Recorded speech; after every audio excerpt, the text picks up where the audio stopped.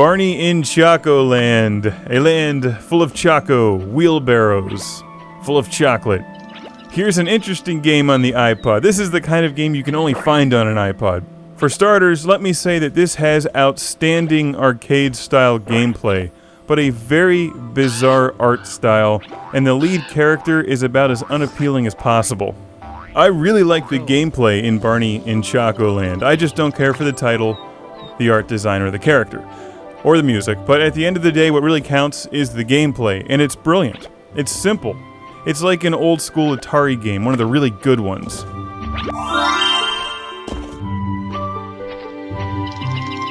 Something that looks really basic on the surface, but once you dig into the gameplay, you can play it for hours and hours and have a great time.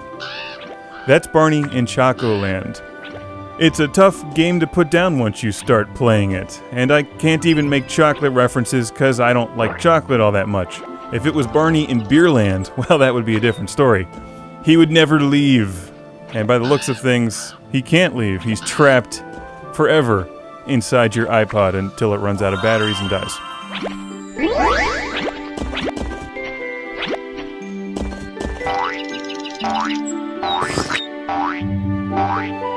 Go. In my opinion, the game does not give a good first impression, but if you give it some time, the gameplay has some depth to it. Let me explain what's going on. Basically, you're trying to prevent chocolate from hitting the ground. Barney can only carry 2 pieces of chocolate at once. So when you catch chocolate, you've got to deposit it in one of those 2 barrels on the left and right side of the screen. You've only got 2 buttons, a button on the bottom left and a button on the bottom right of your iPod, which work very well in this game. Very responsive, kept out of the way of the iPod Touch or iPhone screen.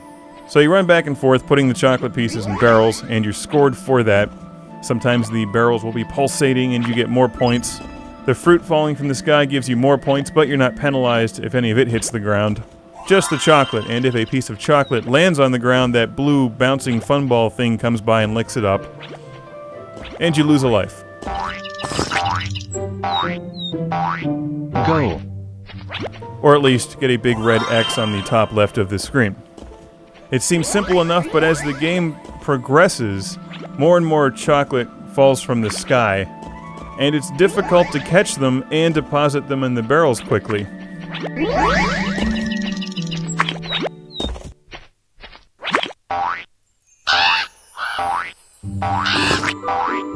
Go. There's hamburgers that give you a speed power-up. If you collect the hand in a red circle, it will eliminate the need to deposit chocolate in a barrel and just score you for the chocolate right there.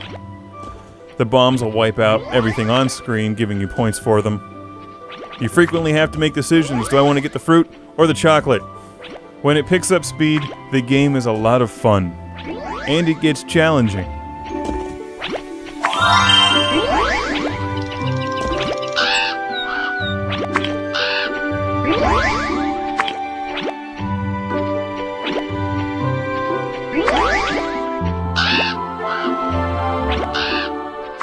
I appreciate games that do their own thing and designers that don't need to just ride on the coattails of everybody else and follow the lead. Barney in Chocoland is certainly out on its own.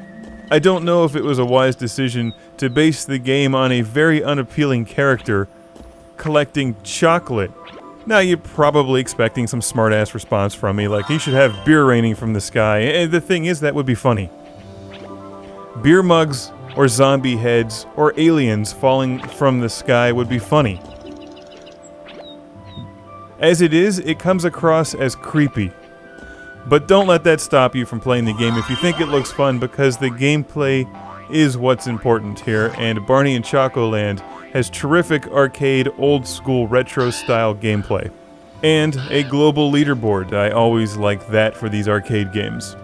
So, for the next release, just redo the artwork. Give me aliens, techno, zombies, and beer. It would be one of the best games on the iPod.